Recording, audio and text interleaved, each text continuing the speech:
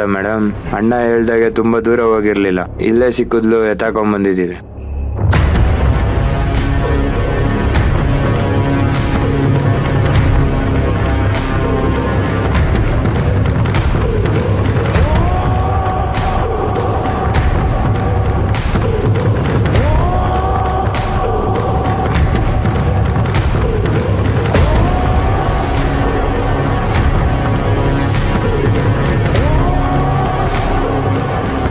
ಲೈ, ಇದು ಕೆಲಸ ಮಾಡೋ ಹುಟ್ಟು.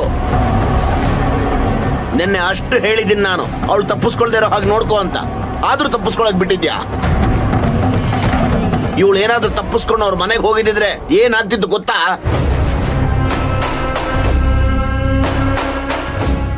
ನಿಮ್ಮಿಂದ ಎಲ್ಲ ಹಾಳಾಗ್ತಿತ್ತು. 3 ಟೈಮ್ ದನ ತಿನ್ನೋಂಗ್ ತಿಂದು ಮೈ ಬೆಳೆಸ್ಕೊಳ್ಳೋದಲ್ಲ. ಒಂದು ಹುಡುಗಿ ನೋಡ್ಕೊಳಕ್ ಬರಲ್ವಾ ನಿಂಗೆ? ಮೊದಲು ತೊಳಗು ಇಲ್ಲಿಂದ. ತಪ್ಪಾಯ್ತಣ್ಣ, ಇನ್ನೊಂದ್ಸರಿ ಈ ತರ ಆಗಕ್ ಬಿಡೋದಿಲ್ಲ. ಈಗ ಒಂದ್ಸರಿ ಆಗಿರೋ ತಪ್ಪಿಗೆ ನಮಗ್ ತಡ್ಕೊಳಕ್ ಆಗ್ತಿಲ್ಲ. ತೊಲಗೋ ಇಲ್ಲಿಂದ. ಹೊರಗಡೆ ಹೋಗಿ ಈ ವಿಷಯನ ಏನಾದ್ರೂ ಹೇಳಿದ್ರೆ ಗೊತ್ತಲ್ಲ, ನೀವ್ ಇಲ್ಲಿವರೆಗೂ ಮಾಡಿರೋ ಕೆಲ್ಸಕ್ಕೆ ಏನ್ ಸೇರ್ಬೇಕು ಅದು ಸೇರುತ್ತೆ. ಹೊರಡಿ. ಸರಿ ಅಣ್ಣ.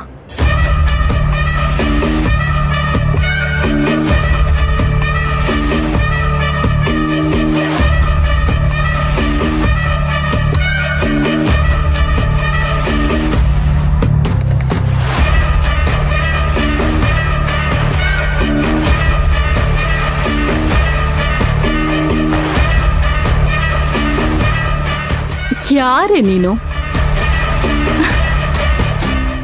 ನನ್ನಿಂದಾನೆ ತಪ್ಪಿಸ್ಕೊಳ್ಳಕ್ ಹೋಗ್ತೀಯ?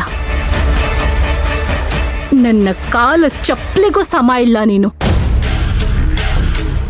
ನಿನ್ನ ತಪ್ಪಿಸ್ಕೊಳ್ಳೋದಕ್ಕೆ ಬಿಟ್ಬಿಡ್ತೀನ? ನನ್ನ ಜೀವನನೇ ಹಾಳು ಮಾಡಿರೋ ನಿನ್ನನ್ನ ಸುಮ್ಮನೆ ಬಿಡಲ್ಲ ಕಣೆ. ಮಗಳೇ, ಸುಮ್ನೆ ಲೈ. ಅವಳು ಕೈ ಕಾಲು ಕಟ್ ಹಾಕಿ ರೂಮಲ್ಲಿ ಬಿಸಾಕ್. ಆಮೇಲೆ ಏನ್ ಮಾಡ್ಬೇಕು ಅಂತ ಹೇಳ್ತೀನಿ ನಾನು. ಆಯ್ತಣ್ಣ.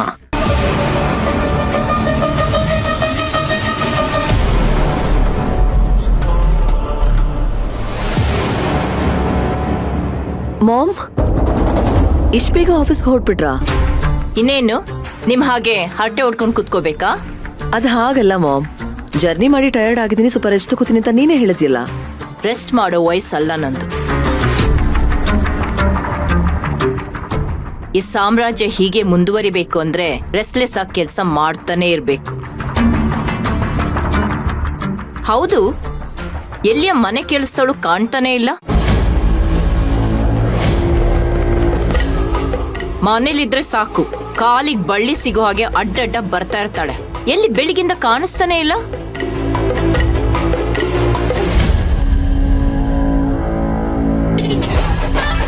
ನೀವು ಸುಮ್ಮನೆ ಇರೋದು ನೋಡಿದ್ರೆ ನಾನು ಮನೇಲಿ ಇಲ್ದಿರೋ ಸಮಯದಲ್ಲಿ ಅವಳನ್ನ ಮನೆ ಬಿಟ್ಟು ಓಡಿಸಿರೋ ಹಾಗಿದೆ. ನಾವೇನ್ ಓಡ್ಸೋದು, ಅವಳೇ ಮನೆ ಬಿಟ್ಟು ಹೋಗಿದ್ದಾಳೆ. ನಿನ್ಗೇನಾದ್ರು ತಲೆಗೆಲೆ ಕೆಟ್ಟಿದ್ದೇನೆ? ಮಯೂರಿ ಮನೇಲಿ ಇಲ್ದಿರೋ ವಿಷಯ ಮಾಮ್ಗೆ ಗೊತ್ತಾಗ್ಬಾರ್ದು ಅಂತ ಡ್ಯಾಡ್ ಹೇಳಿದ್ ನೆನ್ಪಿಲ್ವಾ? ಫ್ಲೋ ಅಲ್ಲಿ ಬಂತು ಕಣೆ. ಸತ್ಯ, ನಿನ್ ಫ್ಲೋ ಟೈಮ್ಗೆ ಕರೆಕ್ಟ್ ಆಗಿ ಮಾಮ್ಗೆ ಕಾಲ್ ಬಂದಿತ್ತು. ಇಲ್ಲ ಅಂದಿದ್ರೆ ಅವ್ರಿಗಾಗೋ ಖುಷಿನ ನಾವ್ ಯಾರು ತೊಡೆಯಕ್ಕಾಗ್ತಿರ್ಲಿಲ್ಲ. ಸುಮ್ಮನೆ ನಿಂತ್ಕೊಳ್ಳೆ. ಅಖಿಲ, ಆಗ್ಲೇ ಏನೋ ಹೇಳ್ದೆ, ಏನದು?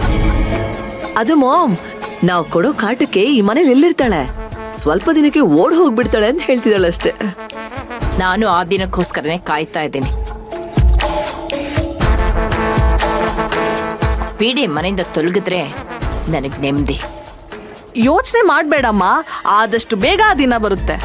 ಓಕೆ, ನಾನು ಆಫೀಸ್ಗೆ ಹೋಗ್ಬಿಟ್ಟು ಬರ್ತೀನಿ, ಟೈಮ್ ಆಯ್ತು. Take care mom. Okay, thank you.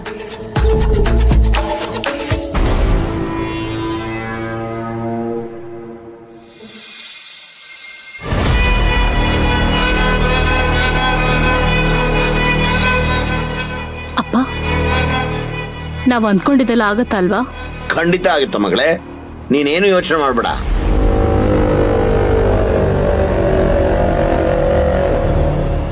ಆಯ್ತಾ? ನೋಡು, ಹೇಳ್ತಾ ಇದ್ದೀನಿ, ತುಂಬಾ ಹುಷಾರಾಗಿರ್ಬೇಕು. ಕಣ್ಣಿಗೆ ಎಣ್ಣೆ ಬಿಟ್ಕೊಂಡು ಕಾಯ್ತಿರ್ಬೇಕು. ಅವಳು ಯಾವುದೇ ರೀತಿ ತಪ್ಪಿಸ್ಕೋಬಾರ್ದು. ಆಮೇಲೆ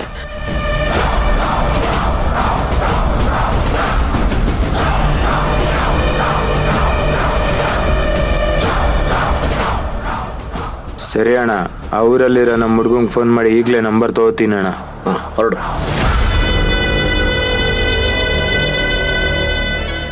ಇನ್ಮೇಲೆ ನೋಡಮ್ಮ ಆಟದಲ್ಲಿ ಹೇಗೆ ಮಜಾ ಇರುತ್ತೆ ಅಂತ. ಯಾರನ್ನಾದ್ರೂ ಕೇಳ್ಕೊಂಬರೋಣ ಬಾರೋ, ಈ ಫೋಟೋ ತೋರಿಸಿ ಇವ್ರನ್ನ ನೋಡಿದೀರಾ ಅಂತ.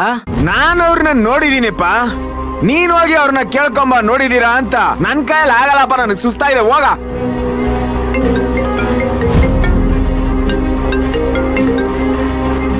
ಡ್ಯಾಡ್, ತಾರಕ್, ಮಯೂರಿ ಎಲ್ಲಿದ್ದಾಳೆ ಅಂತ ಏನಾದ್ರೂ ಸುಳಿವು ಸಿಕ್ತಾಪ? ಅಯ್ಯೋ, ರಾತ್ರಿಯಿಂದ ಹುಡುಕಿ ಸಾಕಾಗೋಯ್ತು ಡ್ಯಾಡ್, ಎಲ್ಲೂ ಸಿಗ್ತಾ ಇಲ್ಲ. ನೀನ್ ಹೀಗೆ ಹೇಳಿದ್ರೆ ಕಷ್ಟ ಆಗುತ್ತೆ ಕಣೋ. ಗೊತ್ತಿಲ್ದಿರೋ ಊರಲ್ಲೇ ಅವಳು ಎಲ್ಲಿ ಹೋಗಿದ್ದಾಳೋ, ಏನ್ ಕಷ್ಟ ಪಡ್ತಿದ್ದಾಳೋ ನೆನ್ಸ್ಕೊಂಡ್ರೆ ಭಯ ಆಗತ್ತೆ. ನೀನೇನಾದ್ರೂ ಮಾಡಿ ಹುಡುಕ್ ಕರ್ಕೊಂಡ್ ಬರ್ಲೇಬೇಕು. ಡ್ಯಾಡ್, ನನ್ಗೆ ಯಾಕೋ ಡೌಟು, ಸಿಂಗಾರಿ ಕಾಣೆಯಾಗಿ ಒಂದು ರಾತ್ರಿನೇ ಆಗೋಗಿದೆ. ನಾವು ಇಡೀ ರಾತ್ರಿಯಿಂದಾನೇ ಹುಡುಕ್ತಾ ಇದೀವಿ, ಅವಳು ಎಲ್ಲೂ ಸಿಗ್ತಾನೆ ಇಲ್ಲ. ಯಾಕೆ ಸಿಂಗಾರಿ ಅವ್ರ ಊರಿಗೆ ಹೋಗಿರ್ಬಾರ್ದು? ನೀವ್ ಯಾವ್ದಕ್ಕೂ ಬೆಟ್ಟ ಅಂಕಲ್ಗೆ ಒಂದು ಫೋನ್ ಮಾಡಿ ಕೇಳಿ. ತಾರಕ್, ಅಕಸ್ಮಾತ್ ಅವಳು ಊರ್ಗ್ ಹೋಗಿಲ್ಲ ಅಂತಂದ್ರೆ ಅವಳು ಮನೇಲಿಲ್ಲ ಅನ್ನೋದನ್ನ ನಾವೇ ಹೇಳ್ದಾಗತ್ತೆ. ಪಾಪ ಬೆಟ್ಟೆಯ ನಮ್ಮನ್ನೇ ನಂಬಿ ಬಿಟ್ಟು ಹೋಗಿದ್ದಾನೆ. ಅವಳನ್ನ ಸರಿಯಾಗಿ ನೋಡ್ಕೊಳಕ್ಕಾಗ್ಲಿಲ್ವಾ ಅಂತ ಬೇಜಾರ್ ಮಾಡ್ಕೋತಾನೆ.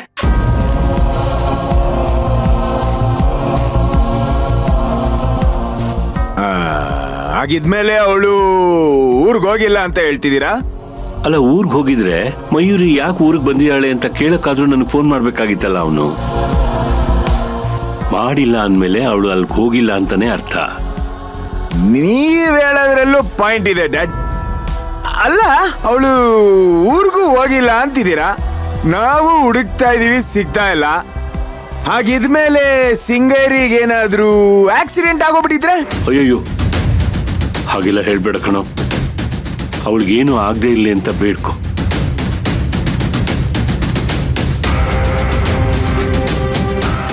ಅವಳಿಗೇನಾದ್ರೂ ಆದ್ರೆ ಬೆಟ್ಟಯ್ಯ ಮಾತ್ರ ನಮ್ಮನ್ನು ಸುಮ್ಮನೆ ಬಿಡೋದಿಲ್ಲ. ಅವಳ ಮೇಲೆ ಪ್ರಾಣನೇ ಇಟ್ಕೊಂಡಿದ್ದಾನೆ ಕಣೋ. ಸರಿ ಡ್ಯಾಡ್, ಎಲ್ಲ ಜವಾಬ್ದಾರಿನೂ ನನ್ನ ತಲೆ ಮೇಲೆ ಹಾಕ್ಬಿಟ್ಟು ನೀನು ನಿನ್ ಮಿಸ್ಸಸ್ ಜೊತೆ ಅಲ್ಲಿ ಮನೇಲಿ ಆರಾಮಾಗಿರು, ಆಯ್ತಾ? ನಾನು ಅವಳನ್ನ ಹುಡುಕ್ತೀನಿ, ಸಿಕ್ಕಿದ್ರೆ ಇಮಿಡಿಯೇಟ್ ಆಗಿ ನಿನಗೆ ಫೋನ್ ಮಾಡ್ತೀನಿ. ಬಾಯ್. ತಿಂಡಿ ತಿಂದ? ಹಾ, ನೀನ್ ತಿಂದಿರ್ತೀಯ ಬಿಡು, ನನಗೆ ಏನೂ ಇಲ್ವಲ್ಲ ಇಲ್ಲಿ. ಬಾಯ್. ಡ್ಯಾಡ್, ತಗೊಳ್ಳಿ ತಿಂಡಿ ತಿನ್ನಿ. ನೀವೆಲ್ಲ ಮಯೂರಿ ಹತ್ರ ಒಳ್ಳೆ ರೀತಿಯಲ್ಲಿ ನಡ್ಕೊಂಡಿದ್ರೆ ಹೀಗೆಲ್ಲ ಹುಡ್ಕೋ ಪರಿಸ್ಥಿತಿನೇ ಬರ್ತಿರ್ಲಿಲ್ಲ. ನಿಮ್ಮಮ್ಮನಿಗೇನೋ ಮಯೂರಿ ಮೇಲೆ ಕೋಪ, ಅದಕ್ಕೆ ಅವಳ ಹತ್ರ ಹಾಗೆ ನಡ್ಕೋತಾಳೆ. ನೀವು ಯಾಕೆ ಅಮ್ಮನ ತರನೇ ನಡ್ಕೋತಿದ್ದೀರಾ? ಡ್ಯಾಡ್, ನಾವೇನ್ ಬೇಕು ಅಂತ ಮಾಡಿಲ್ಲ.